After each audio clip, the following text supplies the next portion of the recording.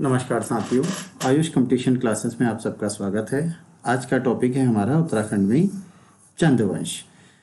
चंदवंश की स्थापना का श्रेय राजा सोमचंद को जाता है, जिन्होंने 1025 में चंपावत में चंदवंश की स्थापना की। माना जाता है कि राजा सोमचंद इलाहाबाद के पास झूसी नामक स्थान से यहाँ पर उत्तराखंड में आए थे। अधिकतर इतिहासकार इन्हें चंदवंशीय राजपूत कहते हैं, जैसे एच.एम. इलियट वगैरह। तो यह राजा सोमचंद के वंश को चंदवंशीय बताते हैं, लेकिन एटकिंसन महोदय इन्हें चंदेल वंशी राजकुमार बताते हैं। साथ ही वह यह कहते हैं कि यह झूसी से नहीं, झांसी से उत्तराखंड में आए थे। तो सोमचंद का जो टाइम पीरियड है 1025। नेक्स्ट, उस समय काली कुमाऊं के या चंपावत के जो राजा थे वह राजा ब्रह्मदेव थे। वह राजा सोमचंद के व्यक्तित्व से इतना प्रभावित हुए कि उन्होंने 15 बीसी जमीन उन्हें दान में दी। साथ में अपनी एकमात्र पुत्री का विवाह भी राजा सोमचंद के साथ कर दिया। इस 15 बीसी जमीन में राजा सोमचंद अपना किला बना रहे हैं। इस किले को राजबुंगा कहा गया। यहाँ पर नेपाल की कुल देवी चंपावती देवी के नाम पर इन्होंने चंपावत नगर भी बसाया। प्रारंभ में इन्होंने स्वतंत्र राजा की तरह कार्य नहीं किया। यह डोटी अर्थात नेपाल के अधीन राजा के रूप में कार्य कर रहे हैं, उनको यह टैक्स दे रहे हैं। तो यह डोटी राज्य के अधीन हैं, सामंत हैं या मांडलिक राजा के रूप में शासन कर रहे हैं। स्वतंत्र राजा के रूप में शासन नहीं किया।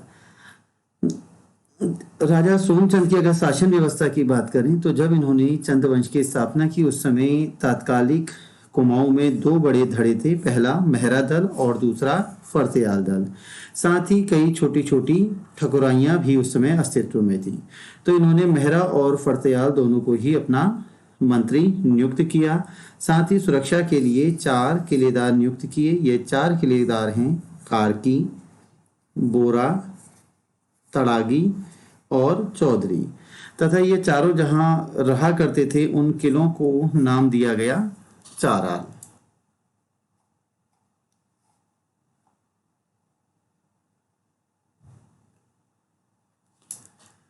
तो चंद्रवंश की स्थापना 1025 में राजा सोमचंद के द्वारा की गई। इनकी पत्नी कत्यूरी रानी थी, जिससे इनके पुत्र का नाम था आत्मचंद।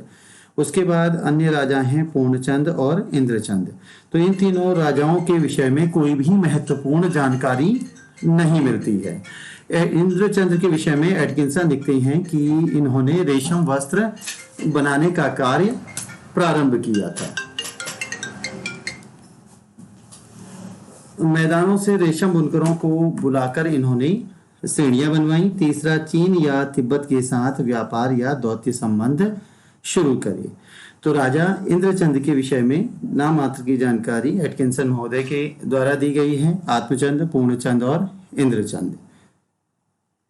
अगले महत्वपूर्ण राजा हैं ज्ञानचंद, जिनका टाइम पीरियड है 1365 से 1420 ईस्वी तक। इनकी उपाधि पूछी जाती है तो उनकी उपाधि गरुड़ की थी। पूरा नाम गरुड़ ज्ञानचंद। यह पहले चंदकालीन शासक हैं जिन्होंने सल्तनत कालीन सुल्तान फिरोज शाह तुगलक को नजराना भेंट किया। इनकी वीरता से प्रभावित होकर फिरोज शाह तुगलक ने इन्हें गरुड़ की उपाधि दी। साथ ही तराई और भावर की जागीर दी। तो तराई, भावर या माल क्षेत्र उस समय अत्यधिक महत्वपूर्ण था और इस तराई या भावर क्षेत्र पर रुहेले अक्सर आक्रमण करते रहा करते थे। तो इस प्रकार आर्थिक रूप से संपन्न क्षेत्र गरुड़ ज्ञानचंद को फिरोज शाह तुगलक से प्राप्त हुआ। इसके अतिरिक्त इन्होंने सोर के राजा को हराया, लेकिन यह जीत कुछ समय तक ही रही। यह एक अस्थायी जीत थी। तराई, भावर और सोर कुछ समय के लिए चंद्रवंश के अधीन आया। यह उस समय हम राज्य के नए क्षेत्र कह सकते हैं।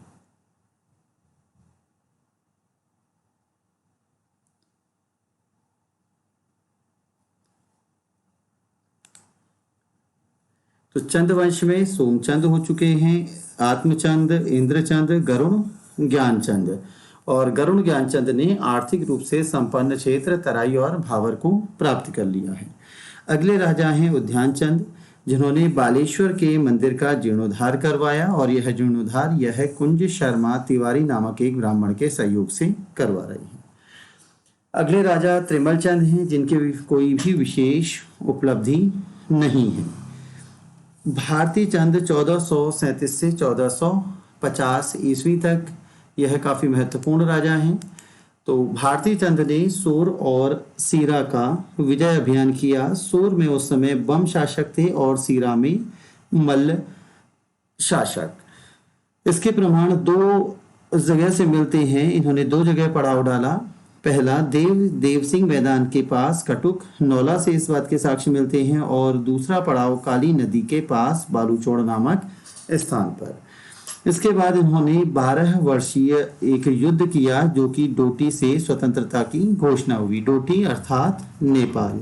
तो इससे पहले जो चंद राजा थे वह नेपाल को कर दिया करते थे। तो यहाँ पर भारती चंद ने अपने आप को संपूर्ण प्रभुत्व संपन्न चंद साम्राज्य बना लिया है। यह युद्ध 12 वर्षों तक चला। राजा भारती चंद के उत्तराखंड में पवाड़े बहुत ज़्यादा प्रसिद्ध हैं, और एक पवाड़ा भाग्या धन्योल का है, जो कि कुमाऊं की वीरांगना है। इसमें एक पॉइंट ये रहा कि जो नेपाल या डोटी से स्वतंत्र हुआ, इस स्वतंत्रता के इस युद्ध के समय नायक जाति की उत्पत्ति हुई। इन नायक जातिकों को चंद सैनिकों की अवैध संतान माना जाता था। तो इस हम उत्तराखंड के सामाजिक सुधार आंदोलन में पढ़ेंगे नायक जाति। भारती चंद के इस डोटी अभियान में उनके पुत्र रतन चंद का महत्वपूर्ण सहयोग था, जो 1450 से 1488 तक गद्दी में बैठे हैं। तो इस 12 वर्षीय युद्ध अभियान में डोटी के विरुद्ध विजय प्राप्त करने में रतन चंद ने महत्वपूर्ण भूमिका निभाई। इस कारण भारती चंद ने अपने पुत्र के पक्ष में राज सिंहासन त्याग दिया। तो रतन चंद की महत्वपूर्ण उपलब्धि डोटी पर आक्रमण किया है, राजा भारती चंद के समय किया। उसके बाद दोबारा डोटी राज्य में गृह युद्ध हो गया था, तो यह डोटी राज्य में आक्रमण कर रहे हैं और उसको सुलझा रहे हैं। सोर और सीरा इन क्षेत्र को दोबारा से जीता। साथ ही इन्होंने थल, बजांग आदि क्षेत्रों को भी जीता और उन राजाओं को अपना करद बनाया। करद मतलब अब वो राजा हारने के बाद राजा रत्नचंद को टैक्स देंगे। रोहेलों के साथ अच्छे संबंध स्थापित किए, जागेश्वर की यात्रा की और वहां पर धर्मशाला बनाई। साथ ही जागेश्वर मंदिर को कई गांव दान में भी दिए।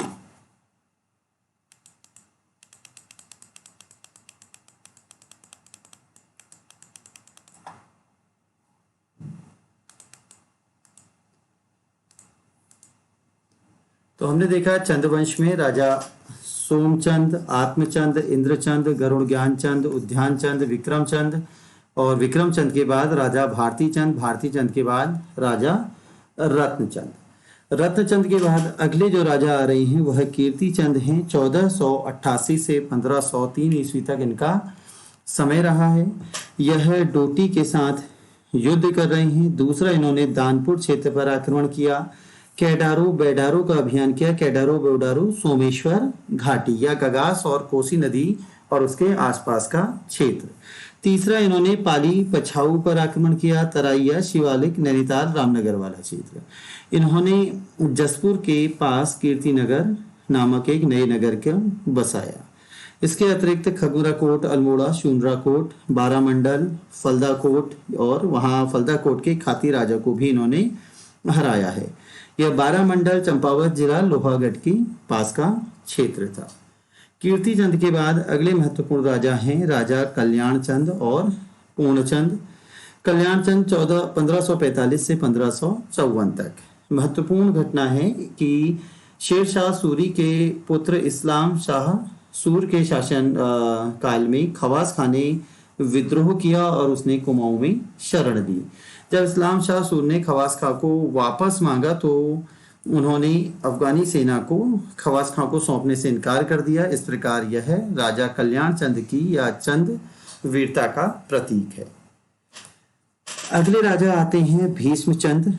तो इनके समय काफी षड्यंत्र हो रहे थे, इसलिए यह प्रशासनिक सुविधा के लिए अपनी राजधानी को खगमरा कोट स्थापित या स्थानांतरित करना चाहते थे, लेकिन स्थानांतरित करने से पहले ही यह एक षड्यंत्र में मारे गए और यह षड्यंत्र रामगढ़ के सरदार के द्वारा किया गया था।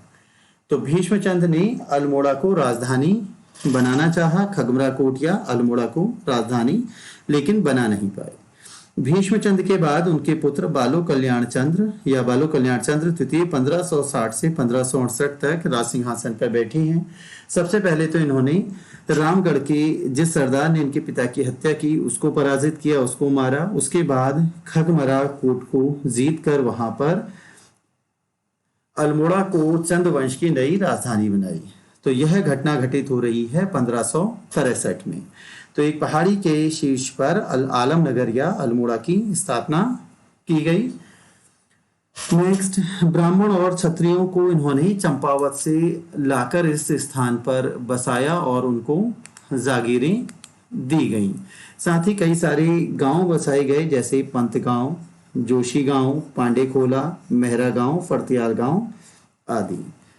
दूसरा, इन्होंने रामगंगा और सरयू नदी के बीच में जो क्षेत्र था वह गंगोली का क्षेत्र कहलाता था और यहाँ का राजा था मणकोटी राजा। तो इस क्षेत्र को भी राजा बालो कल्याण चंद्र ने जीता।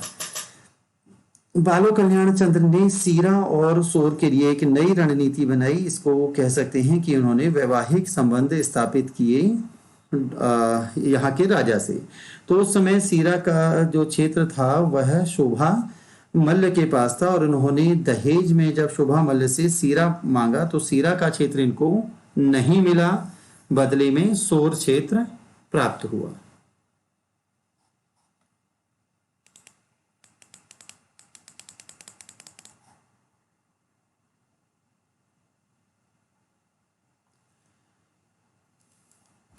तो बालो कल्याण चंद 1560 से 1568 में गद्दी में बैठी हैं। इसके बाद जो अगले राजा आ रहे हैं वह है राजा रुद्रचंद।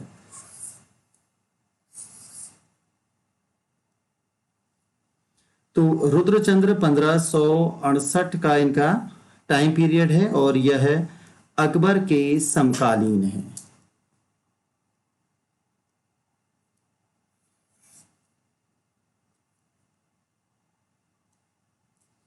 रुद्रचंद्र 1568 और अकबर के समकालीन हैं। इनके समय हुसैन खां टुकड़ियां जो कि लखनऊ का सूबेदार था, उसने भावर या कुमाऊं क्षेत्र पर आक्रमण किया और रास्ते में लूटपाट या तोड़फोड़ करता गए। जितने भी मंदिर उनको मिले उन सभी मंदिरों को उन्होंने नष्ट कर दिया। तो हुसैन खां टुकड़ियां के द्वारा 2 बार आक्रमण किए गए, 1568 और 1575 में। हुसैन खां टुकड़ियां की मृत्यु के बाद रुद्रचंद्र ने तराई या भावर पर फिर से आक्रमण किया और उस पर अधिकार कर लिया। तो बालो कल्याण चंद्र के बाद जो राजा थे उनके पुत्र रुद्रचंद्र 1568 से 1597 मुगल बादशाह अकबर के समकालीन हुसैन खां टुकड़ियां के द्वारा, जो कि लखनऊ का सूबेदार था, भावर और कुमाऊं अल्मोड़ा तथा आसपास के क्षेत्रों पर आक्रमण किया गया, लूटपाट या तोड़फोड़ की गई, मंदिरों को नुकसान पहुंचाया। 2 बार उन्होंने आक्रमण किए। तो हुसैन खां की मृत्यु के बाद रुद्रचंद जब तराई भावर पर आक्रमण कर रहे हैं, उस पर अधिकार कर लेते हैं, तो अकबर ने उनके पास पर आक्रमण के लिए एक सेना भेजी। तो अकबर से क्षमा याचना करने के लिए 1588 में अकबर से यह जागीर प्राप्त कर रहे हैं और यह क्षमा याचना या तराई भावर की जागीर प्राप्त करने के लिए यह लाहौर गए। अकबर ने रुद्रचंद्र को तराई भावर के 84 माल की जागीर प्रदान की। साथ ही रुद्रचंद्र ने बीरबल और उनके परिवार को अपना राजपुरोहित बनाया, जिनके वंशज चंद्रवंश के पतन तक यहाँ आते रहे। रुद्रचंद्र के अन्य अभियानों की बात करें तो इन्होंने सीरा के राजा, जिसको रेका कहा जाता था, रेका हरिमल्ल को पराजित किया और सीरा क्षेत्र पर अधिकार कर लिया। साथ ही अस्कोट, दारमा और जौहर घाटी तक आक्रमण किया। इस अभियान में इनके सेनापति पुरुष पंत का महत्वपूर्ण योगदान रहा। दूसरा, इन्होंने गढ़वाल का अभियान किया तो यह अभियान अल्मोड़ा, बैजनाथ, ग्वालदम होते हुए बधानगढ़ के किले पर था। इस युद्ध में चंद सेना की हार या पराजित होती है और योग्य सेनापति पुरुषपंत वीरगति को प्राप्त हुए। तीसरा अभियान इन्होंने कत्यूर घाटी पर किया और उस कत्यूर घाटी पर अधिकार कर लिया। तो राजा रुद्रचंद्र के बाद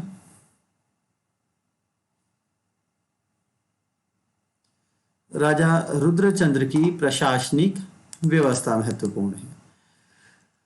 प्रशासन में इन्हें सहयोग इनके पुत्र के द्वारा दिया गया। यह है युवराज शक्ति सिंह, जो कि जनवांद हैं और यह महत्वपूर्ण जो कर रहे हैं, यह यहाँ की भू राजस्व व्यवस्था में सुधार कर रहे हैं। भू राजस्व व्यवस्था, तो युवराज शक्ति सिंह का महत्वपूर्ण योगदान है। प्रशासन के बाद सामाजिक व्यवस्था की बात करें तो इन्होंने ब्राह्मणों के 3 वर्ग बनाए, जिनको त्रैवर्णिक ब्राह्मण कहा गया। ऊंचे, मध्यम और तीसरी श्रेणी के ब्राह्मण। तो ऊंचे में चौथानी ब्राह्मण आए, मध्यम में पंचबिड़ीय या तिथानी ब्राह्मण और तीसरे में हलीय या पितलीय ब्राह्मणों का वर्ग शामिल किया गया। इसके अतिरिक्त ब्राह्मणों को पदवी प्रदान की, जैसे गुरु, राजकोली आदि। अन्य पदों के लिए भी पदवियां बनाई, जैसे पहरी, भजनिया, टमटा। टमटा ताम्रपत्रों को बनाना या उत्कीर्ण करना। साथ ही ओली ब्राह्मणों का एक नया वर्ग बनाया और इस वर्ग का काम था ओले पड़ने पर सामान्य आम जनता को सावधान करना। राजमहल या घरों में कार्य करने के लिए दास दासियों का एक नया वर्ग बनाया, जिनको छोड़ा या छोड़ी कहा गया। खेतों में काम करने के लिए दासों का वर्ग बनाया गया, जिनको कैनी खस कहा गया। और यह लगान, जो कि उस समय उपज का 1/6 भाग था, उसको राजधानी तक पहुंचाने का कार्य करते थे। पौड़ी 15 है विश्वा वर्ग, जिसमें शेष सामान्य जनता को शामिल किया गया। साहित्य के क्षेत्र में इन्होंने कुछ संस्कृत ग्रंथों की रचना की है, जैसे शेन शास्त्र, त्रैवर्णिक धर्म निर्णय। अल्मोड़ा में एक संस्कृत का स्कूल स्थापित किया तथा राज्य के खर्च पर युवाओं को संस्कृत का अध्ययन करने के लिए कश्मीर और काशी भेजा। प्रशासनिक सुधारों में इन्होंने शौका प्रशासन में सुधार किया, सीरा में भूमि बंदोबस्त किया, साथ ही अल्मोड़ा के मल्ला महल का निर्माण करवाया।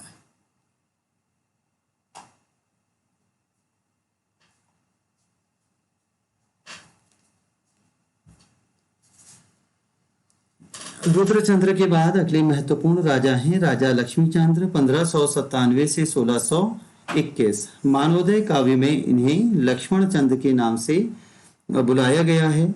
इन्होंने गढ़वाल पर 7 बार आक्रमण किया, लेकिन 7 बार पराजित हुए और 8वीं बार जब इन्होंने आक्रमण किया तो यह जीते।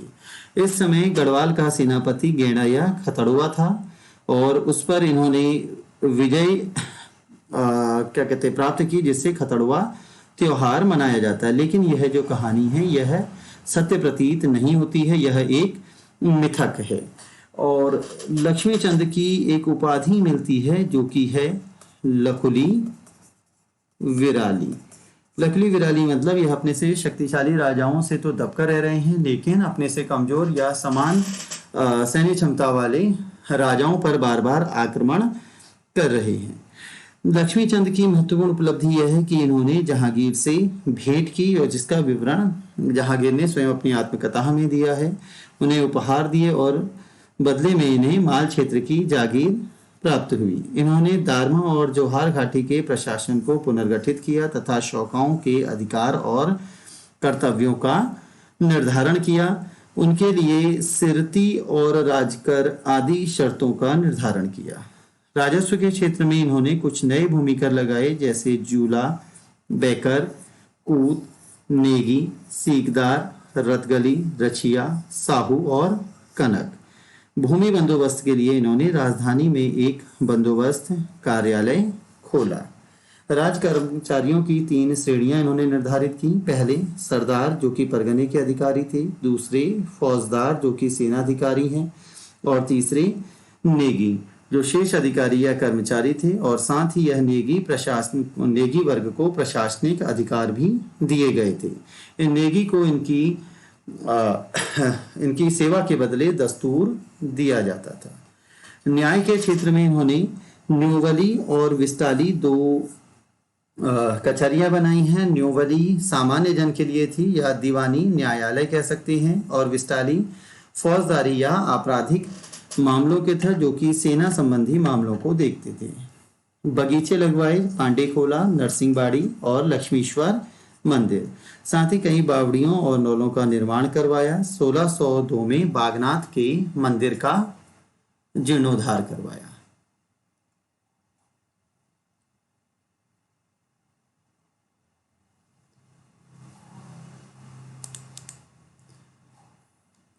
लक्ष्मीचंद, जिनको मानवोदय काव्य में लक्ष्मण चंद कहा गया, उसके बाद कई सारे राजाओं का विवरण मिलता है, लेकिन कोई भी महत्वपूर्ण उपलब्धि नहीं है। और उसके बाद का जो समय रहा वह षड्यंत्र का समय रहा। तो राजा विजय, यहाँ त्रिमल चंद हैं, दिलीप चंद हैं और उसके बाद विजय चंद हैं। तो विजय चंद, इन तीनों ही राजाओं की विषय में उपलब्धि कुछ नहीं है। विजय चंद के समय षड्यंत्र रहा। षड्यंत्र करने वाले व्यक्ति हैं सुखराम, कार्की, विनायक भट्ट और पीरू गोसाई। तो जब राजा त्रिमल चंद गद्दी पर बैठ रहे हैं तो वह इन षड्यंत्रकारियों को में सुखराम कार्की को विजय चंद ने मरवा दिया था या सुखराम कार्की को मार दिया गया। विनायक भट्ट की आंखें निकलवा दी गईं और पीरू गोसाई को देश निकाला दे दिया गया। नेक्स्ट, त्रिमल चंद 1625 से शासन प्रारंभ किया और इन्होंने षड्यंत्रकारियों की पहचान की और उन सबको सजा दी। तो सजा किसको क्या दी हम देख चुके हैं। सुखराम कार्की, जिसने राजा विजय चंद को मारा था, आंखें निकलवा दी, मार दिया गया। विनायक भट्ट को आंखें और पीरू गोसाई को देश निकाला, जिसने प्रयाग जाकर आत्महत्या कर ली थी। रसोई के नए नियम बनाए, काफी सख्त नियम बनाए गए तथा छोड़ा छोड़ियों या राजचेलियों को स्थानांतरित किया गया, क्योंकि इन लोगों ने भी राजा विजय चंद को मारने के षड्यंत्र में भाग लिया था। तो सख्त नियम बनाए गए रसोई के। और ओकले ने इनकी तुलना रूस के जार राजाओं से की है, राजा त्रिमल चंद की तुलना। उसके बाद आते हैं बाज बहादुर चंद या बाजा।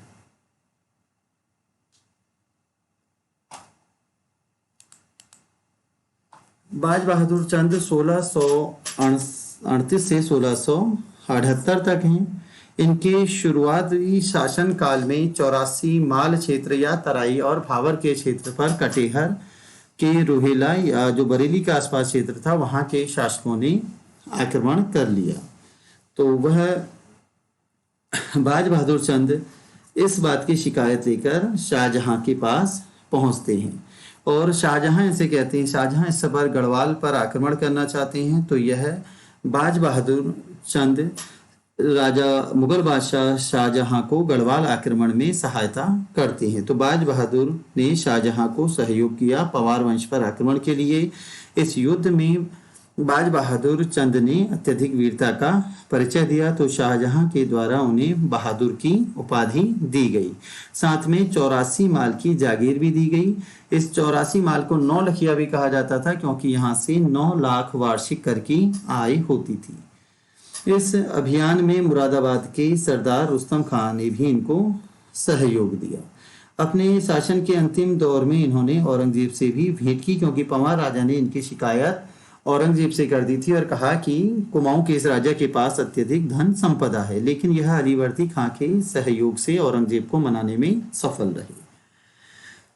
इन्होंने तिब्बत पर आक्रमण किया और हुणियों के दमन किया, व्यापार को सुचारू बनाया और यहाँ पर व्यापार करने वाले जो तिब्बत के भूटिया वर्ग हैं उन पर सिरती नामक कर लगाया।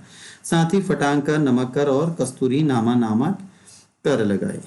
तीसरा माल क्षेत्र हो गया, तिब्बत हो गया। अब आते हैं गढ़वाल के साथ क्या किया। तो उस समय सल्ट का जो मनीला किला था पाली पछाऊ, यहाँ यह कत्यूरियों के पास था। इसको जीतकर इन्होंने इनको वहां से खदेड़ दिया।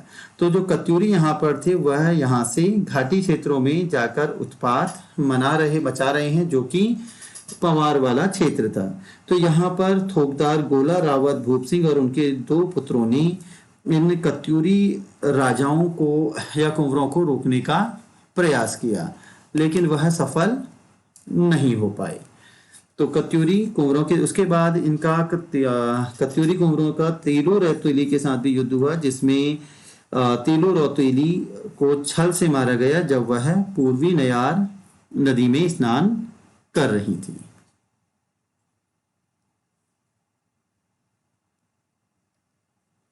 तो गोला रावत भूप सिंह और उनके 2 पुत्रों के साथ कत्यूरी कुमारों का संघर्ष हो रहा है, और इनको कत्यूरी कुमारों जो कुमार या राजकुमार हैं, इनको पाली पछाऊ क्षेत्र से भगाया गया बाज बहादुर चंद के द्वारा। नेक्स्ट, इस अभियान पर बाज बहादुर चंद विजय के प्रतीक के रूप में नंदा देवी की एक मूर्ति को सल्ट क्षेत्र से लेकर आया, जिसको उन्होंने अल्मोड़ा के किले में स्थापित किया। अपने शासन के अंतिम दिनों में इनकी बुद्धि भ्रष्ट हो गई थी, इसलिए इनके लिए एक कहावत थी, बरस भयो 80 बुद्धि गई 89।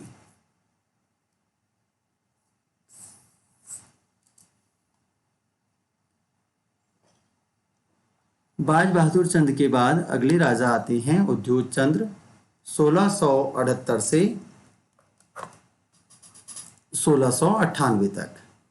तो इनके समय में पवार राजा और डोटी नेपाल के राजा ने आपस में एक गठबंधन कर लिया, और यह गठबंधन किया गया कि दोनों तरफ से एक साथ आक्रमण किया जाएगा, एक तरफ से नेपाल और दूसरी तरफ से पवार या गढ़वाल का राजा।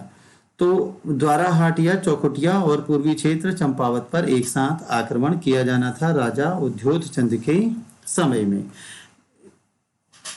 तो उन्होंने द्वाराहाट और चौखुटिया से पवार या गढ़वाल के राजाओं को पराजित किया और वहां पर स्थायी किले और सैनिक छावनियां बनाई। उसके बाद दूसरा इनका है चंपावत में डोटी या नेपाल के लोगों को खदेड़कर उनकी ग्रीष्मकालीन राजधानी अजमेरगढ़ तक जीत लिया, और ऐसा करने वाला यह राजा भारती चंद के पश्चात दूसरा राजा था।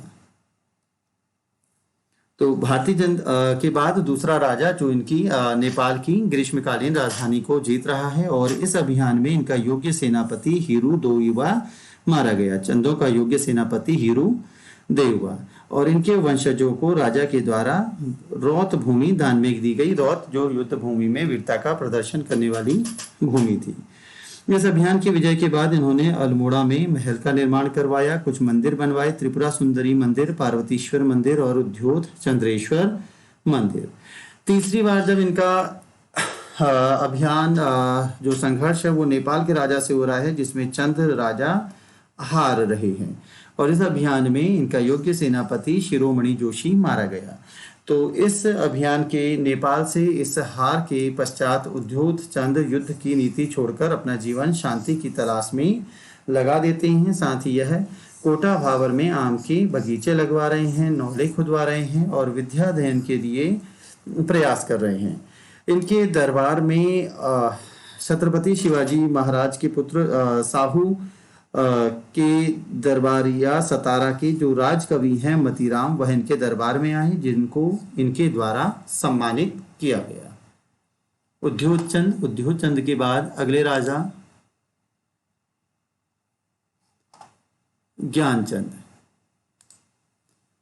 1698 से 1708 ईस्वी तक राजा ज्ञानचंद का टाइम पीरियड है। इनकी उपलब्धियां हैं कि इन्होंने डोटी नेपाल पर आक्रमण किया, पवारों पर आक्रमण किया। 1698 से 99 के बीच में यह आक्रमण पिंडर घाटी और थराली होते हुए है, और बधानगढ़ का किला इन्होंने जीता, जहां से यह नंदा देवी की एक सोने की प्रतिमा को युद्ध में विजय के प्रतीक के रूप में लेकर आ रहे हैं, और इस मंदिर को मूर्ति को उन्होंने नंदा देवी मंदिर अल्मोड़ा के प्रांगण में स्थापित किया। 1703 में दुधौली के युद्ध में पवार शासकों को पराजित किया। 1707 में तीसरा युद्ध हो रहा है। पांडुखाल, दिवालीखाल, चांदपुरगढ़ और जूनारगढ़ तक आक्रमण करते हुए यह श्रीनगर को जीत रहे हैं, और श्रीनगर को किसी ब्राह्मण को दान दे दिया, यहीं पर श्रीयंत्र टापू। नेक्स्ट, लौटते समय कत्यूर घाटी में इन्होंने बद्रीनाथ के मंदिर का निर्माण करवाया। यह मंदिर डंगोरी से आगे ग्वालधाम मार्ग पर है। इससे पूर्व राजा उद्योग चंद के विषय में एक रह गया है कि इन्होंने एक हथिया देवलिया मंदिर का निर्माण करवाया थल, और यह एलोरा के कैलाश मंदिर की बनावट है।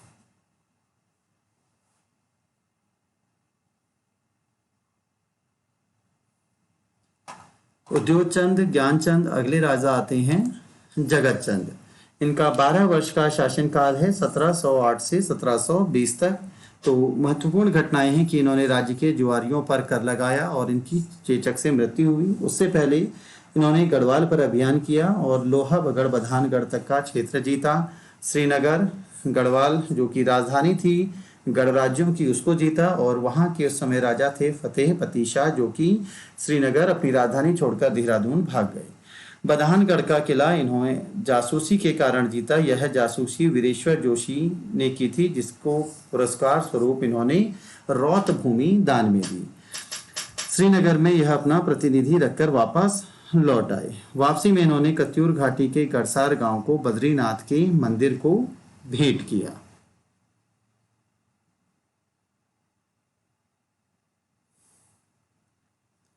अब 1720 से 1790 का जो टाइम पीरियड है, यह चंदों का अवनति काल कहा जा सकता है कि इस समय चंद जो थे वह ज्यादा शक्तिशाली राजा नहीं रहे, लगातार षड्यंत्र होते रहे। तो जगत चंद 12 वर्ष का शासन है। देवी चंद के विषय में महत्वपूर्ण उपलब्धि यह है कि इनको कुमाऊं का विक्रमादित्य कहा जाता है। इन्हें कुमाऊं का मोहम्मद बिन तुगलक कहा जाता है। साथ ही इन्होंने मुगल सेना पर भी आक्रमण किया था। एक राजा और मिलते हैं कल्याण चंद, जिन्होंने अल्मोड़ा के चौमहल का निर्माण करवाया। तो अगली स्लाइड में हम देख लेते हैं कि चंदों के जो उत्तराधिकारी हैं उनमें प्रमुख राजा कौन से हैं और उनकी प्रमुख घटनाएं कौन कौन सी हुई हैं। तो चंद वंश और चंद वंश का पतन काल। जगत चंद 1708 से 20 कोई महत्वपूर्ण उपलब्धि नहीं है। देवी चंद ने कत्यूर घाटी में पवार राज्य पर आक्रमण कर रहे हैं, लेकिन पवार अविजित रहे, पवारों को ये हरा नहीं पाए, तो पर्वत चोटी को जीता और उसका नाम फतेहपुर रख लिया। और बैजनाथ के समीप इनका जो युद्ध हुआ है, यह रणचूलाकोट का मैदान में यह युद्ध हुआ है चंद और पवार सेनाओं के मध्य। कल्याण चंद 1729 से कुमाऊं की गद्दी पर बैठे हैं। महत्वपूर्ण घटना है अल्मोड़ा के चौमहल का निर्माण करवाया। इनके समय 1743-44 में रोहिलों के द्वारा अल्मोड़ा पर आक्रमण किया गया और वो अल्मोड़ा नगर के आसपास के सारे क्षेत्रों को नष्ट करते गए। मंदिर, आर्काइव वगैरह नष्ट किए गए। भीमताल के छकाला स्थान में चंद और रोहिलाओं के मध्य युद्ध हुआ। इस युद्ध में भी चंदों की हार हुई और चंद राजा कल्याण चंद भागकर गढ़वाल चले गए और अल्मोड़ा पर रोहिलाओं के द्वारा अधिकार कर लिया गया। बाद में राजा कल्याण चंद मुगल बादशाह मोहम्मद शाह रंगीला से मिलने जा रहे हैं, लेकिन देवी चंद के द्वारा क्योंकि सारा खजाना लुटा दिया गया था, राजकोष खाली था, तो इन्हें जागेश्वर मंदिर से राजा को भेंट देने के लिए एक मोती ऋण के रूप में लेना पड़ा। दीपचंद 1747 से 77 जागेश्वर के मंदिर में इनकी मूर्ति है और इनके समय में जो प्रशासन है वह मुख्यतः शिवदेव जोशी के द्वारा संभाला गया। मोहन चंद्र 1777-79 पवार राजा ललित शाह ने इनके समय में अल्मोड़ा को जीत लिया और अपने पुत्र प्रद्युम्न शाह को प्रद्युम्न चंद के नाम से चंद राजा बनाया और अल्मोड़ा का शासक बनाया। इस समय यह कठपुतली शासक हैं और हर्षदेव जोशी, जयानंद जोशी आदि प्रद्युम्न चंद की सहायता कर रहे हैं। बाद में मोहन चंद और हर्षदेव जोशी दोनों में संघर्ष है और हर्षदेव जोशी ने को यह मरवा देते हैं। नेक्स्ट अगले राजा शिवचंद हैं। शिवचंद के बाद अगले राजा महेंद्र चंद्र 1788 से 90 और 1790 में गोरखाओं के द्वारा चंद पर आक्रमण किया गया और इस प्रकार कुमाऊं में गोरखा शासन प्रारंभ हो गया। तो ये अंतिम जो 4 राजा हैं, इन 4 राजाओं को हम विस्तार से पढ़ेंगे गोरखाओं के साथ, क्योंकि इनका संघर्ष गोरखा के साथ था। तो एक बार विस्तार से हम वहां पर देखेंगे। अब बात करते हैं दूसरा भाग, चंदकालीन शासन प्रशासन। तो शासन व्यवस्था में सबसे ऊपर राजा है, जिसकी सहायता के लिए युवराज और मंत्री या मंत्री परिषद हैं। दूसरा है प्रांतों का शासन। प्रांतों को मंडल, देश, परगने या गरखे और सबसे छोटी इकाई गांव में बांटा गया है। तीसरी है न्याय व्यवस्था, जो गांव से लेकर अंतिम राजा के निर्णय तक निर्भर करती है। और कर या भू राजस्व व्यवस्था। तो हम आगे देखेंगे कि चंदों में कितनी प्रकार के कर थे।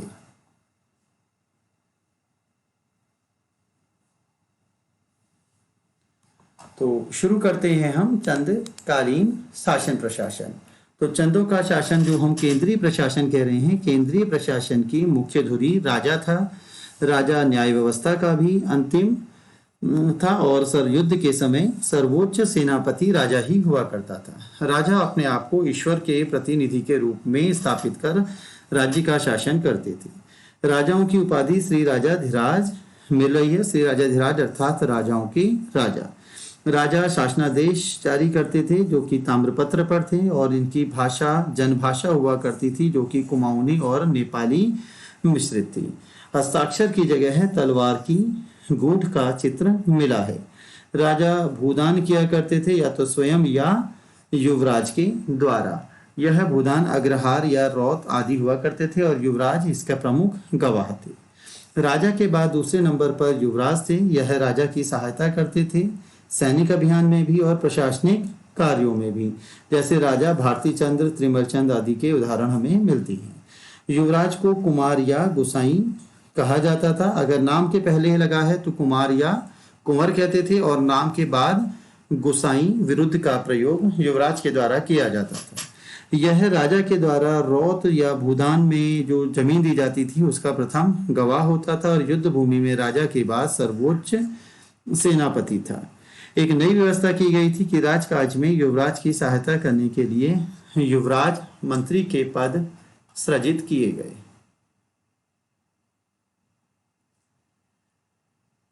चंद्रकालीन शासन व्यवस्था में केंद्रीय शासन में राजा, युवराज और युवराज के बाद तीसरे नंबर पर आते हैं मंत्री परिषद या मंत्री। ये इनका कार्य था राजा और युवराज को परामर्श देना, लेकिन राजा इनकी सलाह मानने के लिए बाध्य नहीं था। फिर भी चंद्रकाल में मेहरा और फर्त्याल राजनीति के प्रमुख स्तंभ थे। इसके अतिरिक्त दीवान का पद था और नीचे 10 अन्य मंत्री या सचिव हुआ करते थे।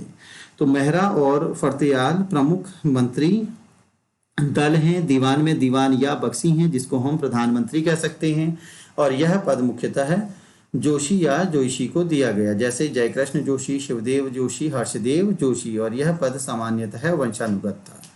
इसके बाद 10 अन्य मंत्री या सचिव आते हैं। यह जैसे गुरु, प्रहरी, ज्योतिषी, भंडारी, चौधरी आदि इस प्रकार के पद मिलते हैं।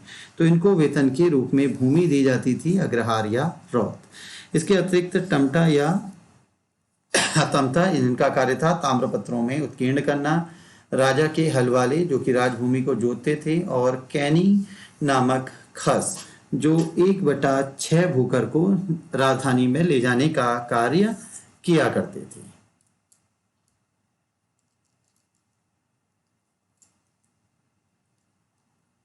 केंद्रीय शासन के बाद अगला आता है प्रांतीय शासन। तो प्रांतीय शासन अगर हम चंद की बात करें तो चंद्रकालीन शासन व्यवस्था, केंद्रीय प्रशासन, केंद्रों के बाद प्रांत आ रहे हैं तो इनको मंडलों में विभाजित किया गया, जैसे कत्यूर मंडल, पाली, पछाऊ, बारह मंडल आदि उदाहरण मिलते हैं। यह जो मंडल थे यह स्वयं राजा के अधीन हुआ करते थे और राजा यहाँ का स्वयं प्रशासन करता था। इसी प्रकार जो दूसरे मंडल हैं वह सामंतों के अधीन हुआ करते थे। कई जगह ने सामंत, ठकुर या ठाकुर कहा जाता था।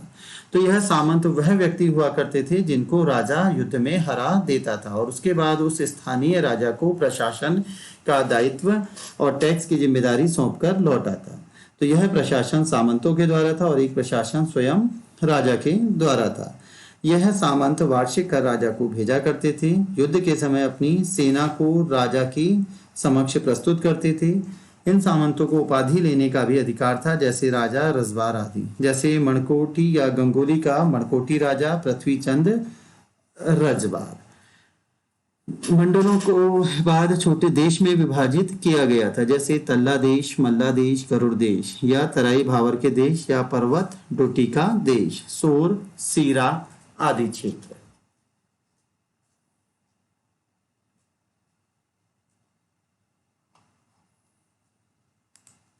तो हम देख रहे हैं कि चंद राज्य सबसे ऊपर राजा है, राजा के बाद मंडल है, मंडल के बाद देश है, देश के बाद परगने और फिर गरखे और अंत में गांव। तो यह जो परगने थे, यह परगने भी दो प्रकार के थे। पहला जो कि नागरिक अधिकारी के अधीन रखे गए और दूसरा सैनिक अधिकारी के अधीन। नागरिक अधिकारी के अधीन जो थे इनको सीकदार या सरीदार कहा जाता था। इनका कार्य था प्रशासन को संभालना और राजस्व या टैक्स कलेक्शन करना। इसके अतिरिक्त बख्शी नामक पद है जिनकी नियुक्ति राजा के द्वारा सीधे परगनों में की जाती थी, मुख्यतः माल या तराई भावर के क्षेत्रों में। इन परगनों में कुछ अन्य पद भी रहा करते थे, जैसे खजांची, धार्मिक, सीकदार और ताम्र उत्कीर्णक। साथ ही भंडारिया, भंडारी जो कि राजस्व को रखने का कार्य करता था, और कैनी नामक खस जो कि राजस्व को राजकोष में पहुंचाने का कार्य करते थे। परगनों को गरखा या गरखों में विभाजित किया गया था। काली, कुमाऊं और भावर क्षेत्र में इन गरखों को पट्टी कहा जाता था, जबकि सोर या सीरा क्षेत्र में इन्हें गरखा कहा जाता था। तो इन गरखा या गरखों का जो सर्वोच्च अधिकारी होता था उसे नेगी कहा जाता था। यह नेगी कोई जाति नहीं थी। इस नेगी को अपने कार्य के परिणाम स्वरूप दस्तूर प्राप्त करने का अधिकार था।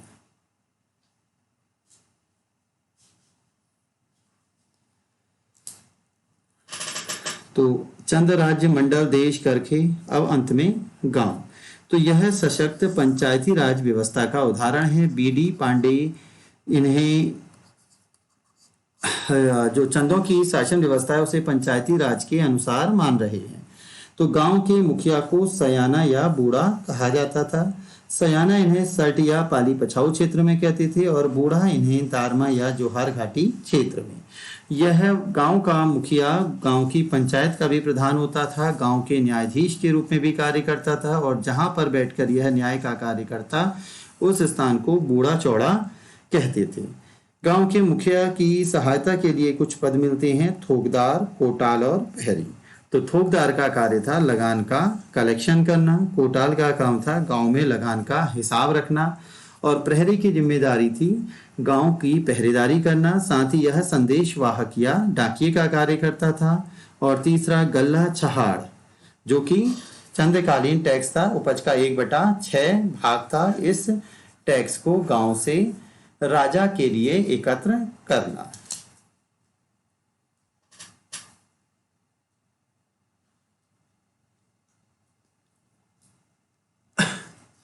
चंद्र प्रशासन में अब हम आते हैं राजस्व प्रशासन में।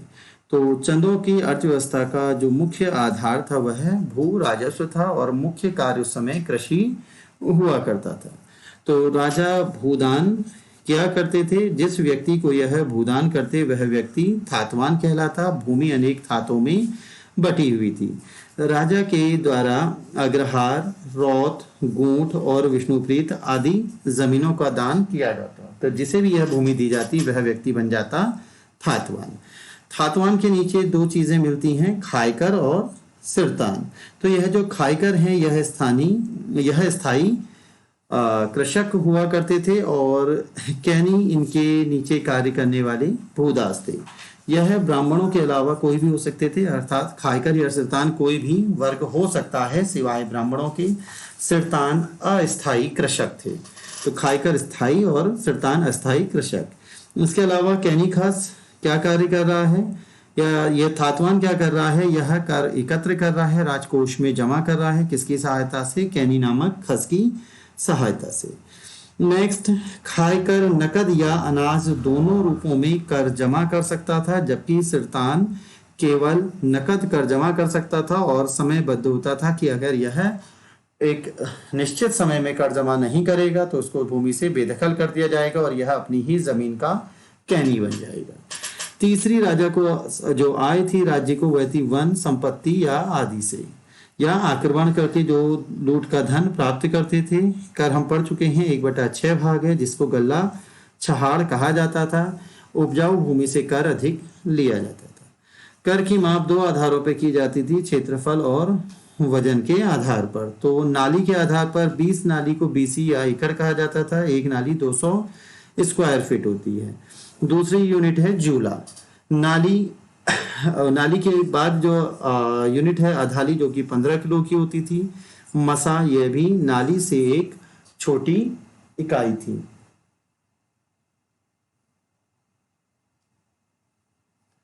अब हम बात करते हैं चंदों के समय के प्रमुख कर।